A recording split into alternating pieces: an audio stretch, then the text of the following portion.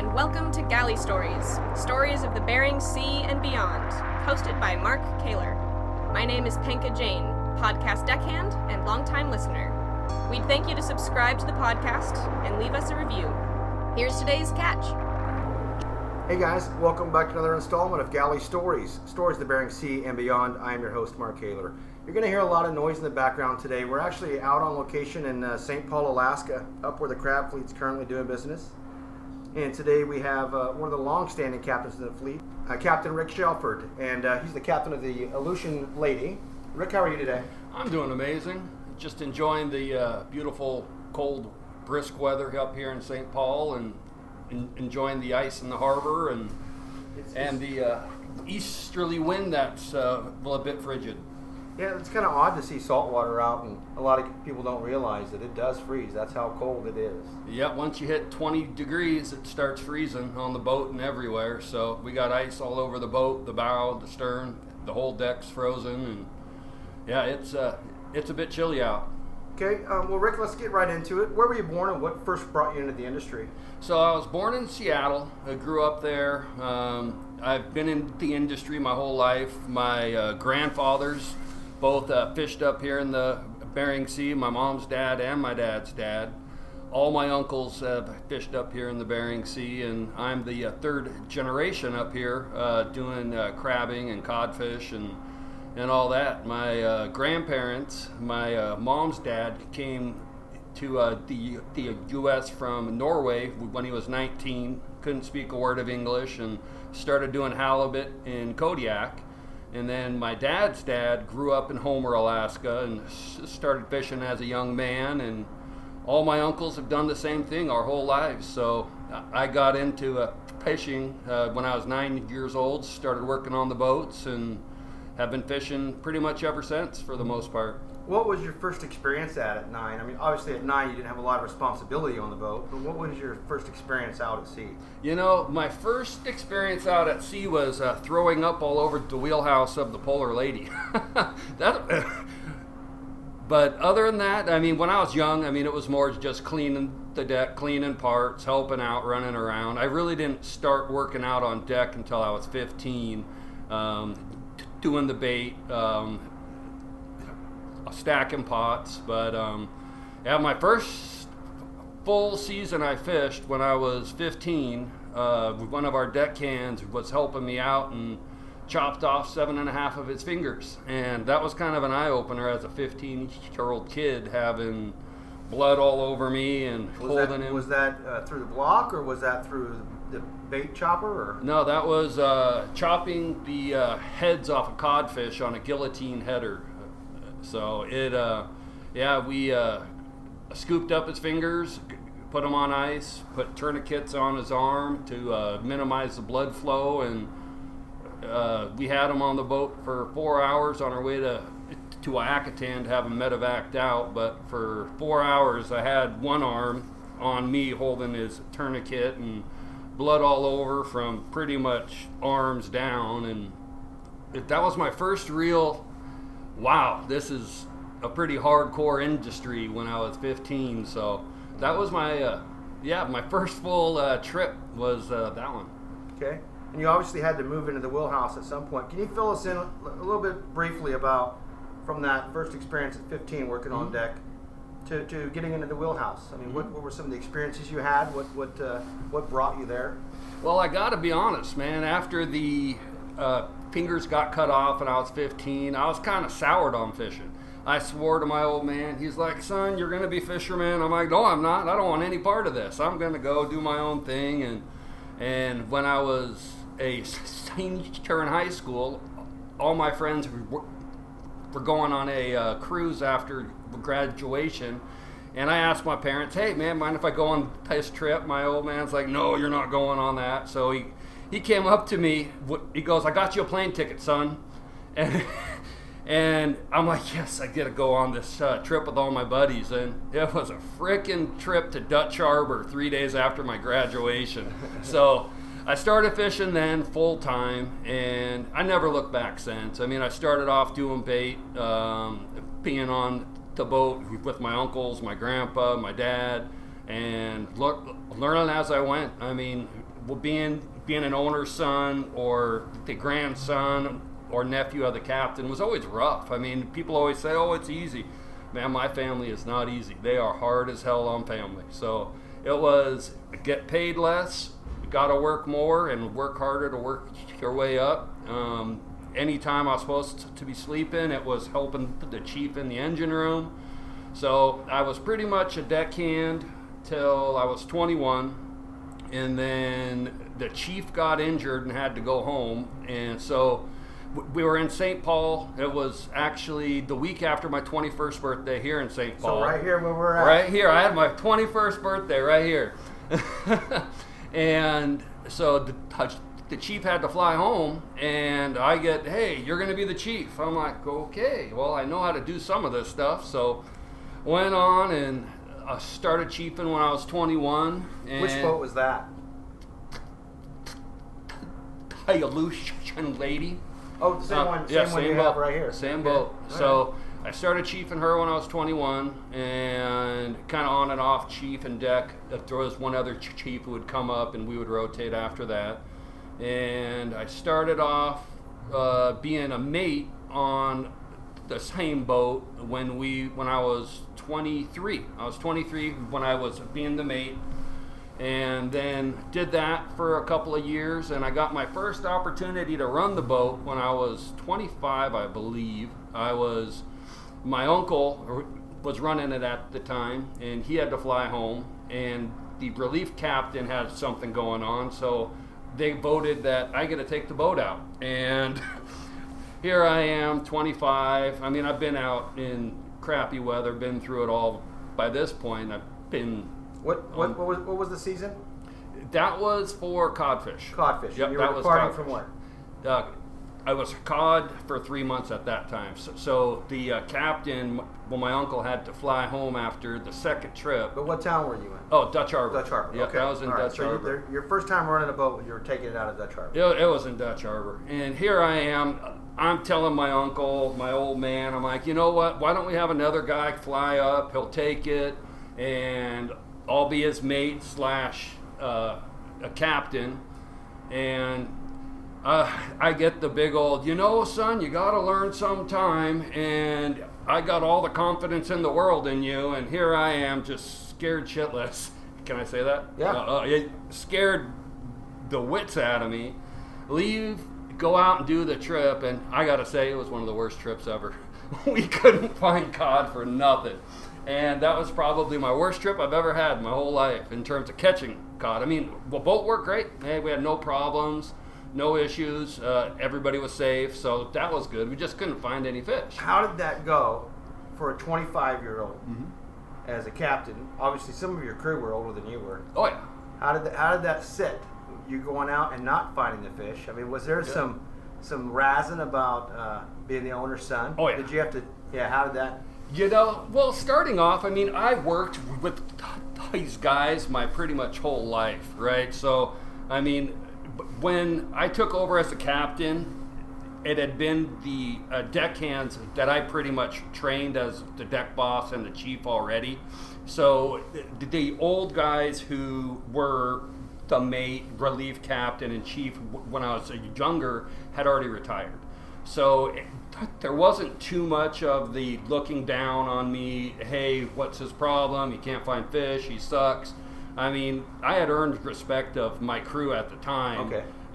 By training them. I mean, most of my main deckhands at that point, we had brought them on the boat when they were 18. I was in my early 20s, and I was teaching them how to be on deck. So, I mean, I was already their deck boss, and so... It was already there. Yeah. The command structure was already in place. Yeah, no, it was already there. So, I mean, there wasn't really any, hey, this kid's running the boat. I mean, afterwards, after I had been a captain for about 2 years after bringing in more deckhands and stuff, that happened on occasions. But, I mean, we always caught cod. We always caught crabs. So, I mean, minus that first trip, we've always done really, really well. I've been a very blessed person when it comes to finding cod and crab. And so we've been very lucky. So are those the main two species for you then, cod and crab? Yeah, cod and crab. Do you guys tender in the summers? Yes. Yeah, we got salmon tendering on 3 of our boats. And So, but my job now, I'm the office manager for all of our boats, and I come up here. I'll do a couple crab trips, and we'll spend a bit of time up here going through the boats. So, I mean, summertime, I'm down in our office running the management side of the boats. Mm-hmm. Mm-hmm. All right, so we've been doing this for a while, obviously. Mm-hmm.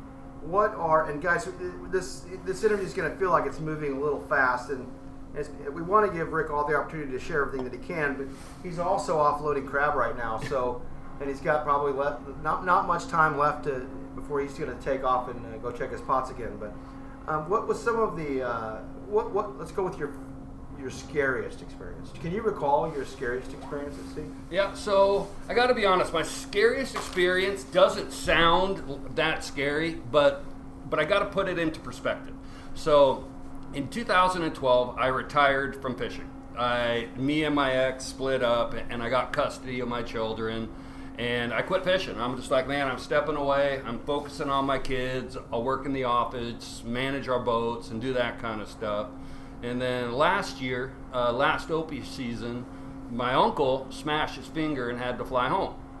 And we had ran through a bunch of relief captains who just sucked. I mean, they couldn't catch anything. They were hard on the boat. And I'm like, you know what? I'm going to fly up. I'll do a trip. It's been 7 years since I've fished, and I miss it, man. I mean, being on the Bering Sea is the most amazing job in the world. So I'm like, you know what? I'm going to go up there. And I flew up, got the boat ready. We go out, and we just have the best trip. I mean, our high pot had 12,000 crab in it, keepers. And I mean, we filled the boat up in 5.5 days, and we come into St. Paul, and I'm just sitting up there. I'm all excited. Yeah, this is good. 12,000? 1,200? 1,200, sorry. Okay, I was like, 1,200 crab. How big was the pot you were using? Yeah, right. Well, we decided not to take out 100 pots. We just took one. Damn it, we just welded a bunch together. No, 1,200 crab. And, I mean, it was awesome. Crew was great, jumping up and down. And we're coming into St. Paul. We ended up being on anchor for 5 days. And you got to remember, I hadn't ran a boat for 7 years, right? I mean, I've been in this office, in my small box, being this caged person. And Ray's like, all right, time to come in and offload. And I'm like, man, it's blowing southeast 45, and we got these huge swells. I'm like, all right, I'll go check it out, but we'll see. And I nosed my nose into the opening of the harbor, and there was these huge swells coming in. And I'm just like, you know what, screw this, I ain't going in there. And I'm like, wait a minute, it's calm now. So I'm like, all right, hey, calm down. I throw the throttles to the wood, and I'm coming in, and all of a sudden there's a new set of waves coming just from broadside, coming from the starboard side, and I have my nose going for the starboard side of the inlet, and lined up perfectly, and then these waves pick up the boat, this 15-foot swell, and slides me over 20 feet closer to the port side. And I'm like, oh no, okay, we're good. Hammer it down still. Next wave comes, it's just slowly sliding us over to the port side on the breakwater, and we made it in, no problem. Hey man, my crew was like, man, that was amazing. You did a great job. And I'm thinking up there, man, that was the most butt puckered I've ever been on this boat. When he's talking about the breakwater, guys, it is a series of just rocks. Yeah, it's rocks. Very, very large boulders. Yep, hardcore. And I mean, I've been out in 30, 40, 50-foot seas, and no butt pucker, no nothing. I mean, I'm happy as a clam. I mean, granted, it sucks being on watch all day long, all night long, but I mean, that was probably the only time in my life I've been on a boat that I was actually like, holy crap, this might not have been a good idea. But hey, we made it in, no issues, got our crab offloaded. Granted, we came in to tie up to offload, and we parting lines every hour. We had to put a new tie-up line out because the boat's surging so hard it was popping all our tie-up lines. But we got our offloading done, and yeah, made it all right. So that would probably be the most nervous I've been on the boat. I mean, I've had injuries, I've had waves come, we've had a window blown out before, and nothing like that. But well, granted, it could be being off from the Bering Sea for 7 years. But I will say, coming up here on that trip, I mean, my soul, I mean, I've always been born to fish. I mean, I love being fishing. When I'm at home, I have a fishing pole. When I'm up here, I'm fishing. It's always been part of me. And when I quit fishing, I thought, hey, man, this is no problem. I'm doing it for my kids. And I didn't realize how much my soul was just not the same person I was. And after that trip, I'm coming up here, being on the sea again. Man, it's like my soul got unchained. It's just like the joy of doing what I love to do came back out. And when I got home, I could go to the office. Everybody's like, man, you look happy. I'm like, man, you have no idea. That one trip actually showed me again how much I love fishing, how much I love just being out on the ocean, trying to find the fish, trying to find the crab. I mean, it's every day is a new experience. I mean, nothing's the same. It's no matter what happens, if it's a bad day, a good day, you're always searching, you're always hunting, you're always trying to find better fish, and you're always trying to find a new place. It's always an adventure, and it was just the coolest thing coming up here and having that trip. It's like my soul and my own being just like exploded into who I was. I actually forgot that just kind of adventure joy that I've always had, but it had been caged up being in the office. Well, 7 years of it being tampered down Yeah. to be let loose again. How old are your kids now? My oldest is 16, and so I got a 16-year-old daughter, a 13-year-old daughter, a 13-year-old stepson, and my youngest daughter is 11. Okay, all right. And do you see them fishing? My daughter, my middle daughter, and my stepson want to come up and do salmon tendering, but That's great. yeah, so I'll probably take them up this summer and do that. But other than that, we have an office, we manage boats, and they could start off there. And if they want to come up here, I wouldn't hold them back. I mean, it's a great job. I mean, starting off, it's hard. I mean, it is a mind bender. For anybody who's never done it, a greenhorn, it'll be the hardest thing you've ever done. But if you can pursue through or persevere through it, it will be the greatest joy, because our mind puts kind of a cage on what we can do. We always think, oh, we can't do this. It'll be too hard. My body can't be up for 18 hours straight working, or 24. And once that kind of wall gets broken down as a greenhorn, as I can't do this, and it turns into I can do it, it changes people. It makes them the hardest workers. It makes them just more motivated in life. I've had many greenhorns that came up and we broke them, and they come up after they have quit. I'll drop them off at the airport, and they say thank you for showing them that they could be better people, they could work harder, that they can actually do more than they thought they could. So even if you don't make it up here, it helps you become a better person, whether it's a guy or a girl. I mean, it expands what you can do. It takes the limits off of what you think you can do, and it shows you that you can do more. You just reminded me of actually when I first started, and I haven't thought about that in a long time, but I had a 15-minute mind mentality then. And what I mean by that was I felt like that was it. And I just said, give it 15 more minutes. Yeah. And then next thing you know, it's 45 minutes later and you're ready to quit again. Yep. 15 more minutes. Yep. And I haven't thought of that in years until you just it's true. described it like that. Yeah. I mean, it is the hardest job you can do. And what's messed up is everybody thinks it's so hard physically. I would tell anybody, and any new greenhorn we bring on board, I mean, I will interview many people for all of our boats every year, and I tell them, I say, hey, fishing is 80% mental. It's 20% physical, because it's your mind that's holding you back. Once you realize that, you know what, this work isn't any harder, it's the limits I put on myself, what I can do, once you get through that, you can make it and do really good. Well, earlier today, you were telling me, God, I hope this goes fast. I need to get off this damn dock. Yup. I do not want to be in town. Do not want to be in town. Uh-huh. Put me back out. Yeah, no, being in town, it always sucks. I mean, crews has to work. The captain's got to be going over things, and it just feels like it's a waste of time. I mean, granted, we have to backload, we have to offload the crab or the cod, whatever you got going on. But being in town, it just feels like a waste of time. I want to be out on the ocean. I want to be in the Bering Sea. I want to be fishing. I want to be just having that adventure. I mean, like I told our crew and my crews my whole life, if I'm not having fun, if I'm not enjoying this, why in the earth would I be up here? Why would I come up here away from family, away from friends, to be in the Bering Sea with a bunch of guys or gals, if you got a gal on board, and just be miserable? So, I mean, I love it. I love being out on the ocean. I love fishing. I love hauling gear. I mean, it's an adrenaline rush all day long. And go ahead.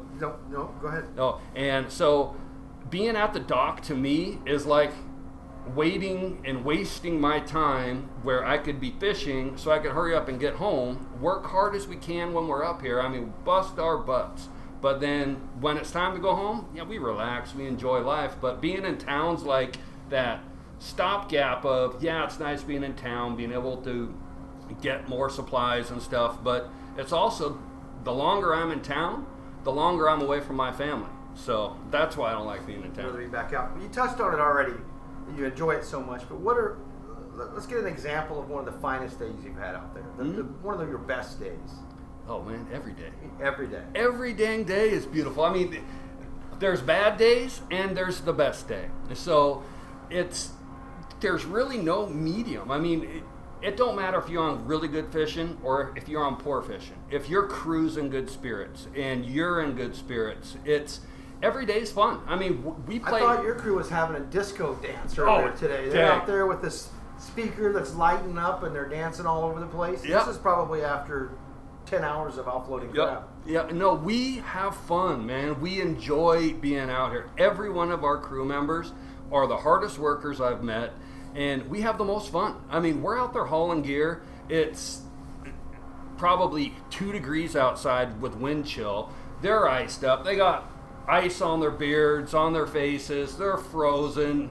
There's a pile of crab they got to sort, and they're still dancing. They're hooting and hollering. They're playing pranks on each other. I mean, we're just having a good time. So as long as you got good camaraderie with the crew, you know, every day is a good day. And the only time you have bad days is when the tension of that changes. If you got a bad apple in your crew and it's causing drama, it's causing stress, those are the bad days. I mean, it's not even the bad fishing. I mean, you're going to have bad days. I mean, every day is not going to be like, wow, we're on the mother lode, this is awesome. I mean, you're going to haul blank pots.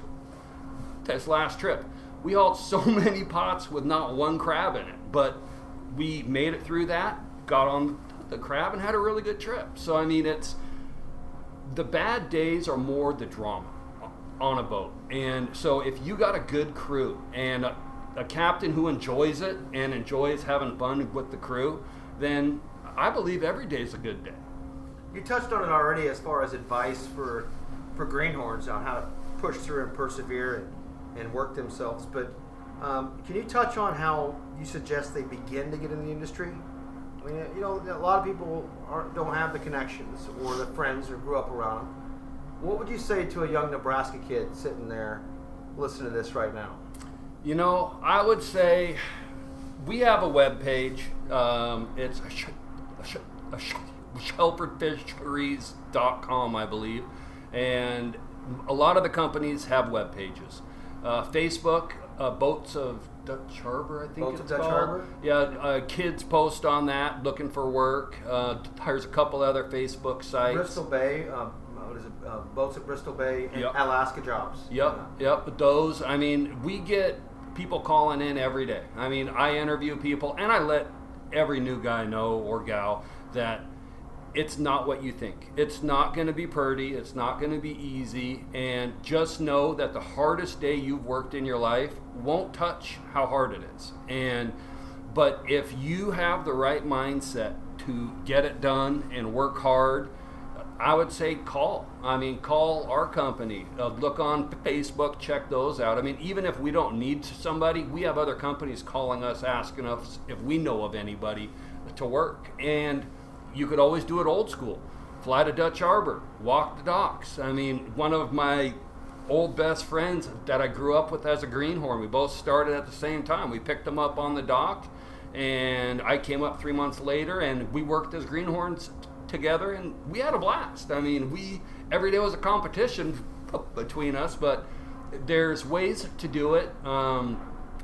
Online. I mean, online's made it so much easier nowadays. Makes everything easier. Yeah, doesn't it? yeah. It's not. I mean, we would have guys walk the dock.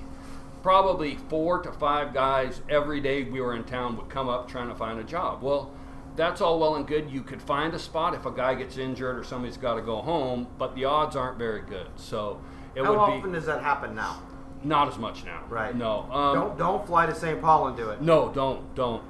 Yeah, you'll be up here for a while. Well, there's also nowhere to stay. Yeah. I mean, No. And the hotel, I think it costs an arm and a leg up here, if I recall. I mean, I haven't stayed in it in forever, so. But yeah, so I mean, I would be checking online. Call around. Call any company you could find on it. Look on Facebook. I see guys posting on Facebook all the time. If I'm trying to find a greenhorn real quick, I'll jump on my Facebook account and I'll look on the boats of Dutch Harbor. And there was one other one. It was something about jobs of Dutch Harbor or something. And I'll text people back and forth, try to set up an interview and meet them. And yeah, that would be my advice. Would you change anything? Oh, heck no, man. Life is good. Life is so much fun. And, I mean, it's been hard, right? I mean, when I was younger and my kids were young and I was up here, I mean, I fished full time then. I was up here for 8 months, 9 months a year. And I missed my kids. And when I was a young kid, I had so much animosity towards my father for never being home. I mean, the first birthday I spent with my dad was my 21st birthday in St. Paul. Oh, wait, no, I lied on that. My 19th birthday during Opie's. And, I mean, so my dad was not always home. I mean, when he was home, we had so much fun. We would go out and do this and that. But so being away from my kids was always the hardest part about it. But now, but technology and stuff, most of the boats have Wi-Fi, sat phones. You can talk to everybody, and it's a lot more easy nowadays than it was. Yeah. Anything else you want to add before we have to go kick you off the dock? I could add a lot, but yeah, no, I do got to get going. So nothing you want to add? Well, I thought you were trying to end it. No. I mean, I got stories and stories and stories. I mean, I've grown up fishing. Let's hear your favorite of your dad's stories. Oh, I can't say that one. Why? Because it involves other boats. Oh. And it would probably piss off a lot of people that would hear this. Okay. My dad is an amazing man. He's always been a great fisherman, and he taught me work ethic. He taught me how to be a man when I was young. And now that I have fished, I have so much respect for my father. I mean, when I was young, I had that animosity towards him because he was gone. And nowadays, I have so much respect. I mean, I look up to him so much for what he sacrificed. I mean, I know as a guy that's up here missing my kids that it's not what you want to do. You got to do it to make money, and you enjoy being up here, but it's harder on the person up here than the people at home because you don't have the family there. And so, I mean, one of my best memories of my dad is when I was out on deck and he's up there driving the boat and I'm throwing the hook, and I was still green at that time, and I'm just having a rough time, and I'm missing, and I'm getting all pissed off, and my old man, well, after that string, I go upstairs, I'm talking to him, and he just gave me some amazing advice. He's just like, son, you're gonna have bad days. Are gonna have struggles, and when you have those bad days, it's when you keep going. You don't give up, because if you give up and walk away, you're pretty much quitting. And if you keep doing it and keep doing it, it will get better. I mean, we all have funks, right? I mean, whether it's out on deck, whether it's as a captain, you're having the worst trip, you can't find crab, you can't find cod. And if you let that get in your head and let it bring you down, it's just going to get worse. And you have to keep fighting. You got to keep going. And that is probably the best advice that he gave me when I was having a really crappy day out on deck. And you got to keep fighting. You got to keep doing it. And I have that as my mentality. I mean, it don't matter if we have a bad trip. There's always next trip, right? I mean, so what? Everybody next has one's always going to be better. Everybody has a bad trip, and it's you just got to keep fighting, and you got to keep putting it on, even if your haul a string of 50 pots in is blank. I mean, heck, starting a red crab last fall, our first 108 pots had like 70 crab in it.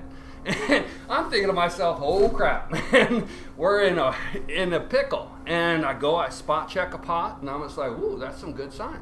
So I set out all our pots right in this area. I just corner them, just nice and tight.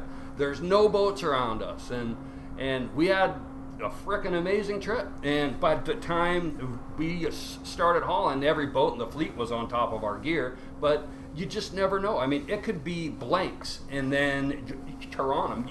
You just can't let it get you down. You got to think positive. You got to be always looking to better. Try to improve. Yeah.